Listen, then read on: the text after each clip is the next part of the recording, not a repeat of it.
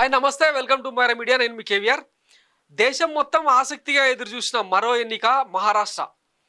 దేశ ఆర్థిక రాజధాని మహారాష్ట్రలో ముంబైకి వేదికగా ఉండే మహారాష్ట్రలో ఎట్లాంటి రిజల్ట్ రాబోతున్నది అన్నది దేశం మొత్తం ఆసక్తికరంగా ఎదురు చూసింది. అయితే పోస్ట్ పోల్ సర్వేలు అన్నీ కూడా మహాయాతి కూటమి అంటే బీజేపీతో కూడిన కూటమికే అవకాశాలు ఉన్నాయని చెప్పి పెద్ద ఎత్తున అందరూ కూడా సర్వే రిపోర్ట్స్ రిలీజ్ చేసిన ఒక్క లోక్పోల్ అనే సంస్థ మాత్రమే మహావికాస్ అగాడి అంటే కాంగ్రెస్ కూటమి గెలుస్తుందని చెప్పి 151 నుంచి 169 సీట్లు 122 సీట్లు ఇచ్చిరు అన్నట్టు.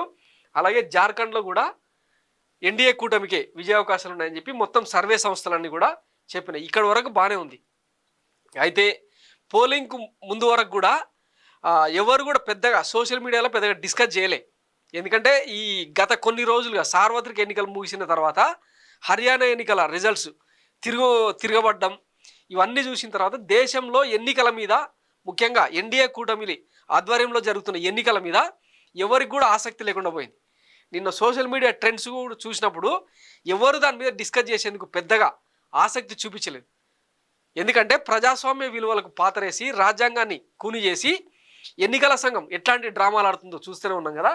నిన్న ఓవరాల్గా అంటే మహారాష్ట్రలో 65% పోలింగ్ అయిందని చెప్పి బయట పెట్టారనమాట. మహారాష్ట్రలో 58.22%, జార్ఖండ్లో 67.59%.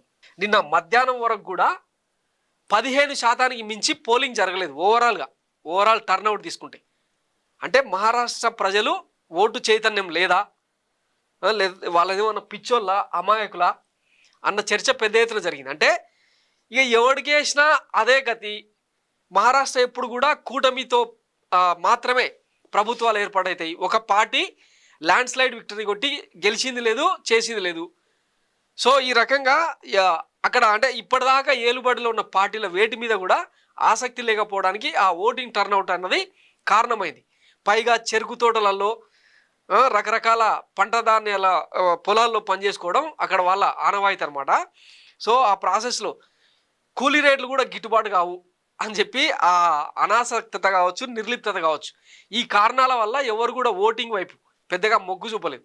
అట్లాంటిది మధ్యాహ్నం 1 గంట 2 గంటల వరకు కూడా 15% మించని ఓటింగ్ టర్నౌట్ ఇంచుమించు 58% ఎట్లా పెరిగింది అంటే ముందే ఎక్సెస్ ఏమైనా పెంచుకున్నారా అన్న అనుమానాలు, ఆరోపణలు వ్యక్తమవుతా ఉన్నాయి.